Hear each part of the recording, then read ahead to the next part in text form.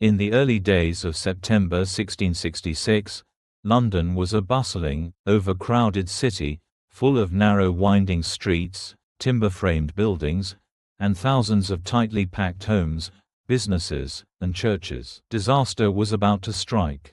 In one of the most devastating urban fires in European history, the Great Fire of London would tear through the heart of the city, destroying 4/5 of its medieval structures. All was quiet and normal as dusk descended on London.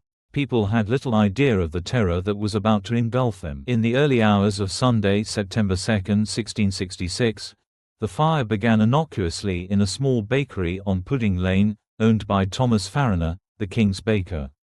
Located near London Bridge. While the fire probably started due to an unattended oven or smouldering embers, the precise cause remains unknown. What is certain is that the bakery quickly became an inferno. The baker and his family escaped. The city's design and materials were a fire's perfect fuel. Homes and shops were packed closely together, often sharing walls and wooden beams. Many buildings had thatched roofs and open flames for cooking. By dawn, the fire had leapt from Pudding Lane to neighboring houses, and by midday, it was raging unchecked. The wind spread the fire westward, consuming Fish Street Hill, Gracechurch Street, and much of the commercial heart of the city. Despite a plea from King Charles II to demolish buildings to create firebreaks, authorities hesitated. Eventually, the king took command, organizing firefighting efforts and calling in the trained bands, local militia, to pull down buildings and douse flames. Over the next 3 days, the fire raged through central London. On Monday, the inferno destroyed St. Paul's Cathedral, a massive Gothic structure. Bookstores and warehouses full of paper and cloth were ignited. As the fire spread, panic gripped the city. Rumors of foreign plots and arsonists circulated.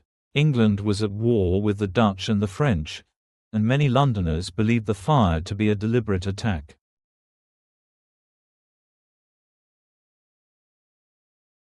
The rebuilding of London. Despite the devastation, London was not broken. The rebuilding of the city began almost immediately and became one of the most ambitious urban projects in English history. The task was led by Sir Christopher Wren, John Evelyn, and other architects and planners.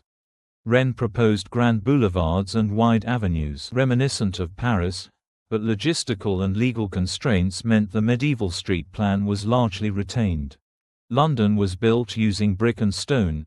The authorities determined that this could never happen again, and it hasn't.